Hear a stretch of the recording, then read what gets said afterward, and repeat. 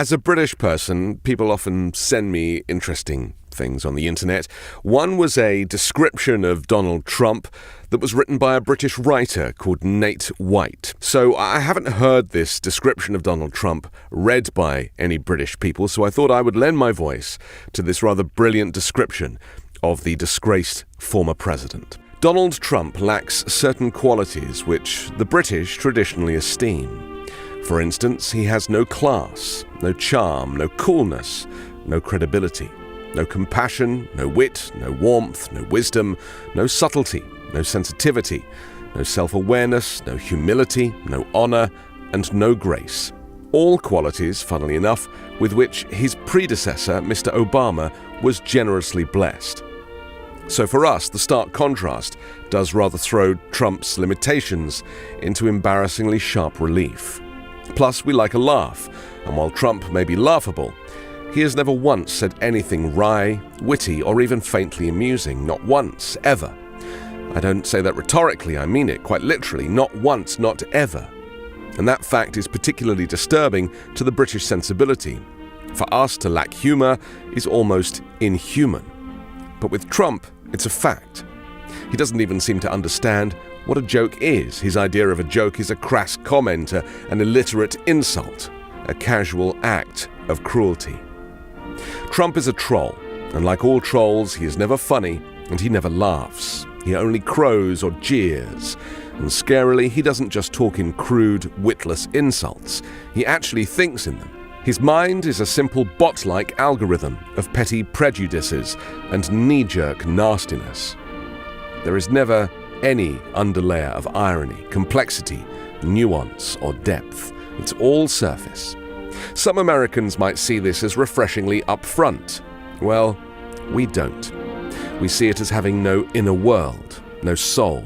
And in Britain, we traditionally side with David, not Goliath. All of our heroes are plucky underdogs. Robin Hood, Dick Whittington, Oliver Twist. Trump is neither plucky nor an underdog. He's the exact opposite of that. He's not even a spoilt rich boy or a greedy fat cat. He's more of a fat, white slug, a Jabba the Hutt of privilege. And worse, he is that most unforgivable of all things to the British, a bully. That is, except when he is among bullies. Then he suddenly transforms into a snivelling sidekick instead. There are unspoken rules to this stuff. The Queensberry rules of basic decency, and he breaks them all. He punches downwards, which a gentleman should, would, could never do. And every blow he aims is below the belt. He particularly likes to kick the vulnerable or voiceless, and he kicks them when they are down.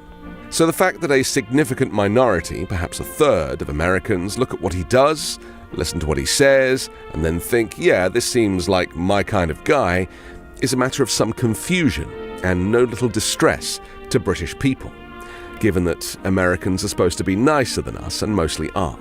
You don't need a particularly keen eye for detail to spot a few flaws in the man. This last point is what especially confuses and dismays British people, and many other people too.